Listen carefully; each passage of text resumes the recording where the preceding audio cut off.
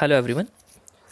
हम लोग vision eyes prelims 365 की इकॉनमी मैगज़ीन डिस्कस कर रहे थे और इसके 5 वीडियोस ऑलरेडी अपलोड किए जा चुके हैं और आज हम इस मैगज़ीन का 6th section that is employment and skill development को डिस्कस करेंगे। सो आइए शुरू करते हैं। जो पहली न्यूज़ है वो स्किल डेवलपमेंट से रिलेटेड है। इसके 2 सेक्शन हैं, स्किल डेवलपमेंट एंड एम्प्लॉयमेंट। तो जो पहली न्यूज़ है वो स्किल डेवलपमेंट से रिलेटेड है और it is all about India skills report 2020। सो जैसा मैंने पहले भी आपको बताया है कि अगर कोई भी रिपोर्ट या कोई इंडेक्स होती है तो हमें उसमें सबसे पहले यही जानना होता है कि ये रिपोर्ट या ये इंडेक्स जो है किसने पब्लिश किया है, कौन इसको प्रिपेयर करता है और इसका मेन मोटो क्या है या फिर ये किन पिलर्स पे ये बेस्ड है। सो इंडिया स्किल रिपोर्ट जो है ये इसका 7th एडिशन है और ये रिपोर्ट 6 इंस्टीट्यूट मिलकर प्रिपेयर करते हैं। एक्चुअली ये रिपोर्ट 3 इंस्टीट्यूट प्रिपेयर करते हैं, that is we box, then people strong and confederation of Indian industries. ये 3 ऑर्गेनाइजेशन मिलकर इस रिपोर्ट को तैयार करते हैं और इनको कोलैबोरेट करती है UNDP, then AICTE that is all India commission for technical education and association of Indian universities. So आपको ये 6 इंस्टीट्यूट का नाम याद रखना है कि कौन इस रिपोर्ट को पब्लिश करता है। अब देखते हैं इस रिपोर्ट का उद्देश्य क्या होता है, मोटो क्या है। सो ये रिपोर्ट हमारी इंडियन इकोनॉमी में टैलेंट की क्या डिमांड एंड सप्लाई है उसको असेस करने की कोशिश करता है। जैसे कि हम आजकल 4th जनरेशन इंडस्ट्रियल रिवॉल्यूशन काफ़ी चर्चा में है, जो इतनी तेज़ी से डिजिटलाइजेशन हो रहा है, नई नई टेक्नोलॉजीज़ आ रही हैं और इन टेक्नोलॉजीज़ के कारण नई जॉब्स डेवलप हो रही हैं जो कि हाईली स्किल्ड वर्कर की डिमांड करती हैं। सो ये रिपोर्ट ये असेस करती है कि जो नई टेक्नोलॉजी के कारण जो नई जॉब्स क्रिएट हो रही हैं उनके लिए इंडिया में स्किल की सप्लाई कितनी है, स्किल्ड पीपल की सप्लाई कितनी है। ओके और ये रिपोर्ट 2 चीज़ों को हाईलाइट करती है, that employability in India's youth has remained stagnate, कि जो इंडियन के यूथ में जो एम्प्लॉयबिलिटी है वो लगातार पीछे ही या फिर स्थिर है। लेकिन इसकी पॉजिटिव चीज़ ये बता रही है कि female employability witness an upward trend in Indian economy.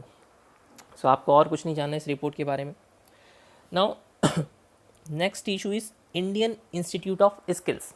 ये क्या चीज़ है इंडियन इंस्टीट्यूट ऑफ स्किल्स?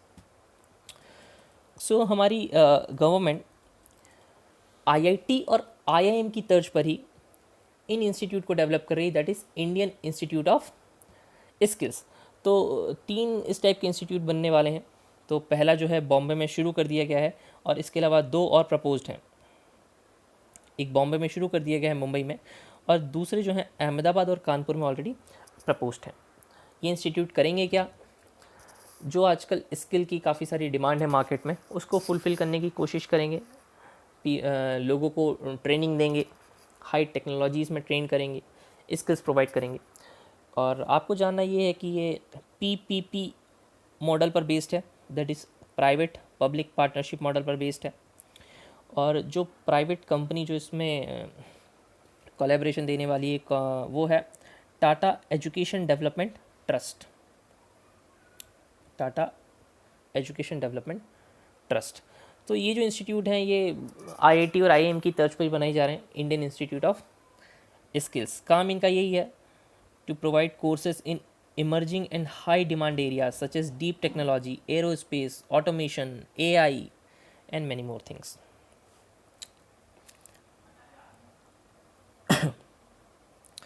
तीसरा इशू जो रिलेटेड है वो है the first batch of ISDC cadre. Actually ये ISDC नहीं है, ISDS कैडर है।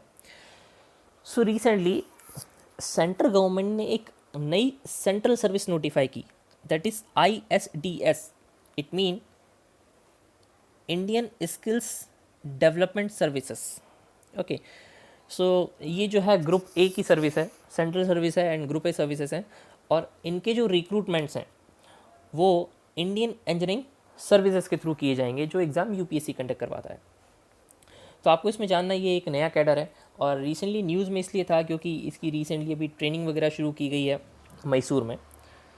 तो ISDS क्या है? इंडियन स्किल डेवलपमेंट सर्विसेज ये एक सेंट्रल सर्विसेज हैं और ग्रुप ए सर्विसेज हैं, और इनके रिक्रूटमेंट यूपीएससी द्वारा किए जाएंगे by Indian engineering service examinations. ठीक है, काम क्या करेंगे, जो हमारा training directorate of ministry of skill and development है उसमें वर्क करेंगे, और हमारे देश में एंटरप्रेन्योरशिप के लिए, स्किल डेवलपमेंट के लिए इन्वायरमेंट क्रिएट करेंगे। तो आपको यहाँ जानना यही है कौन सी सर्विस है, ग्रुप ए सर्विस है, और कौन इसकी एग्ज़ाम कंडक्ट कराएगा और कौन सी एग्ज़ाम के थ्रू इनको रिक्रूट किया जाएगा। Then fourth is reskilling revolution. Reskilling revolution क्या है? सो जो री स्किलिंग रिवॉल्यूशन है ये वर्ल्ड इकोनॉमिक फोरम का एक प्लेटफॉर्म है, और इस प्लेटफॉर्म के थ्रू वर्ल्ड इकोनॉमिक फोरम का मोटो ये है कि जो फोर्थ इंडस्ट्रियल रिवॉल्यूशन जो चल रहा है, मतलब कि जो डिजिटल रिवॉल्यूशन जो चल रहा है पूरी दुनिया में पिछले कुछ सालों में, इसके थ्रू काफ़ी सारी नई जॉब्स क्रिएट हो रही हैं मार्केट में, नई डिमांड्स बढ़ रही है जॉब्स की, हाईली स्किल्ड प्रोफेशनल्स की डिमांड बढ़ रही है। तो जो री स्किलिंग रिवॉल्यूशन है उसके थ्रू वर्ल्ड इकोनॉमिक फोरम 2030 तक, इट मीन अगले 10 सालों में 1 बिलियन पीपल्स को, 1 बिलियन लोगों को better quality of education, better quality of skills and better jobs provide करने की कोशिश करेगा। ओके, सो ये फोर्थ इंडस्ट्रियल रिवॉल्यूशन के आसपास ही सारी चीज़ें घूम रही हैं, डिजिटलाइजेशन के आसपास ही सारी चीज़ें हैं ये। तो आपको याद रखना है कि री स्किलिंग रिवॉल्यूशन क्या है। तो ये वर्ल्ड इकोनॉमिक फोरम का इनिशिएटिव है, इसका मोटो है कि 2030 तक 1 बिलियन पीपल को better quality of work, education और जॉब्स प्रोवाइड कर सकें। इसके अलावा आपको जानना चाहिए कि इंडिया इस फोरम का फाउंडिंग मेंबर है। सो इंडिया के अलावा 6 और कंट्रीज़ हैं जो इसकी फाउंडिंग मेंबर्स हैं। आप नाम यहाँ पे याद रख सकते हैं। आपको ये ज़रूर याद रखना है कि India is a founding member of reskilling revolution. So इसमें 7 कंट्रीज़ हैं, Brazil, France, India, Pakistan, Russia, US and UAE. इन 7 कंट्रीज़ ने मिलकर इसको शुरू किया है। ओके, इसके साथ ही वर्ल्ड इकोनॉमिक फोरम ने एक रिपोर्ट भी पब्लिश की। इस रिपोर्ट का नाम है jobs of tomorrow mapping opportunity in new economy. Jobs for tomorrow mapping opportunity in new economy. So इस रिपोर्ट में वर्ल्ड इकोनॉमिक फोरम ने उन जॉब्स को आइडेंटिफाई किया है जिनको री स्किलिंग करने की आवश्यकता है। ओके, सो इस रिपोर्ट में वो जॉब्स लिस्टेड की गई हैं जिनमें री स्किलिंग की आवश्यकता है, और री स्किलिंग रिवॉल्यूशन के थ्रू उन सब पे वर्क किया जाएगा।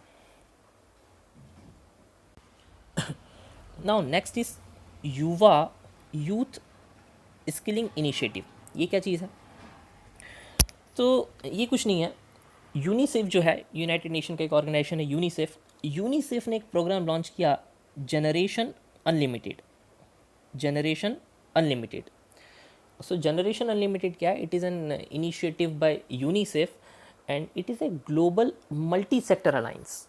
ये ग्लोबल लेवल पर मल्टी सेक्टर अलायंस है जिसका ऑब्जेक्टिव है कि जो 10 से 24 ईयर एज ग्रुप में जो भी पॉपुलेशन है, मेनली वीकेंड से जो एडोलसेंट बॉयज़ एंड गर्ल्स हैं, उनके बीच में ज़्यादा से ज़्यादा एजुकेशन और स्किल को एक्सपांड करना।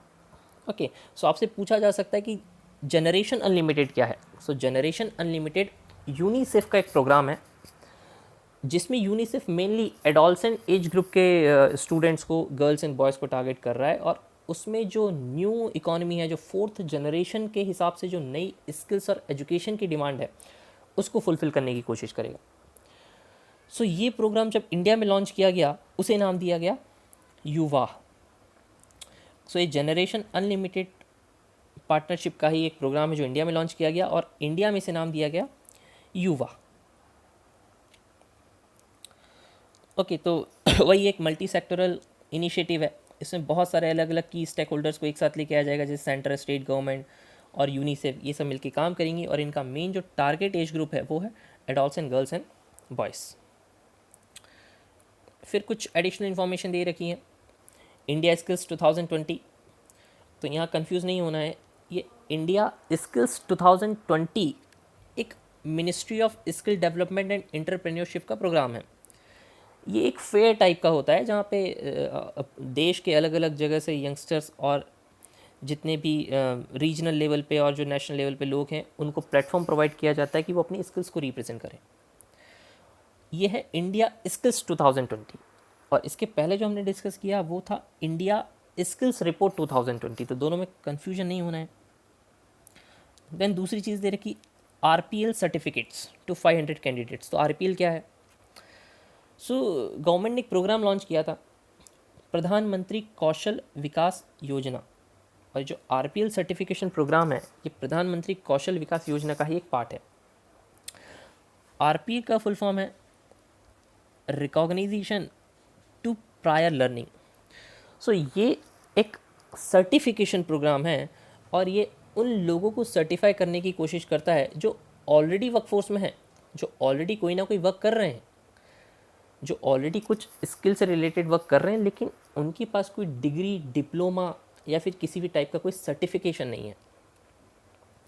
फॉर एग्जांपल कोई ब्यूटिशियन है, कोई कारपेंटर है, कोई बार्बर है।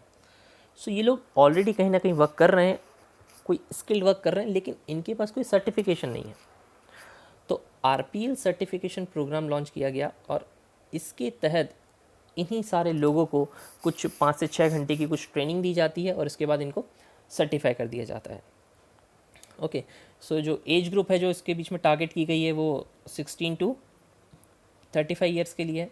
इस बीच में जो भी वर्कर्स हैं जो ऑलरेडी कहीं वर्क कर रहे हैं उनको सर्टिफिकेशन दिया जाएगा।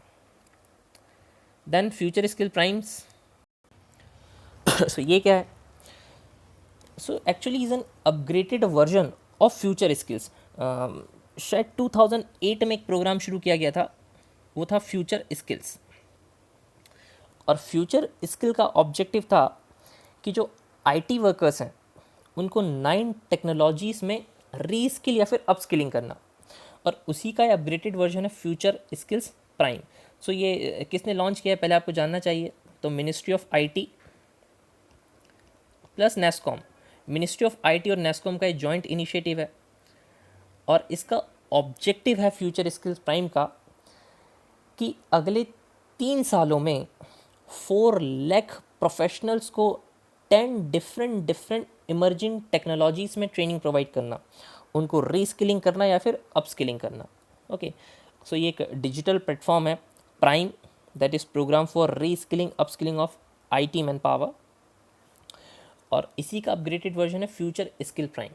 तो जो फ्यूचर स्किल्स हुआ करता था वो स्पेसिफिक IT वर्कर्स के लिए हुआ करता था, लेकिन जो फ्यूचर स्किल्स प्राइम है इसमें 10 डिफरेंट टेक्नोलॉजीज़ को आइडेंटिफाई किया गया है और उसमें अगले 3 सालों में 4 लाख प्रोफेशनल्स को ट्रेनिंग प्रोवाइड करनी है। ये है फ्यूचर स्किल्स प्राइम। बाकी आप लोग इसमें पढ़ सकते हैं क्या इन्फॉर्मेशन दे रखी है। देन स्किल बिल्ड प्लेटफॉर्म, ये कुछ नहीं है, एक IBM ने एक प्लेटफॉर्म तैयार किया है फॉर स्किल डेवलपमेंट और इसमें कुछ खास जानने का नहीं है। देन नेशनल एंटरप्रेन्योरशिप अवार्ड, ये ministry of skill development and entrepreneurship 2016 से कंटिन्यूस दे रही है और ये उन्हीं को दिया जाता है जो फर्स्ट जनरेशन एंटरप्रेन्योर्स हैं। तो आप इसमें कुछ जानने का है नहीं, आप फैक्चुअल चीज़ें आप एक बार देख सकते हैं। नाउ इस मैगजीन का जो अगला सेक्शन है वो है एम्प्लॉयमेंट से रिलेटेड कुछ 1-2 छोटी न्यूज़ दे रखी हैं, हम देख लेते हैं क्या है। सो पहली न्यूज़ ये कह रही है कि centre for monitoring Indian economy जो है उसने कुछ स्टैटिस्टिक्स, कुछ डेटा रिलीज़ किया और वो कह रहा है कि unemployment rate in India rose to 8.5% and it is highest since August 2016। इसके अलावा यहाँ पे कुछ चीज़ें दे रखी हैं, लेबर फोर्स पार्टिसिपेशन क्या होता है, वर्क पॉपुलेशन रेशियो क्या होता है, तो बेसिक सी चीज़ें जो आपको जान लेना चाहिए। सो LFPR क्या होता है? Labour force participation rate.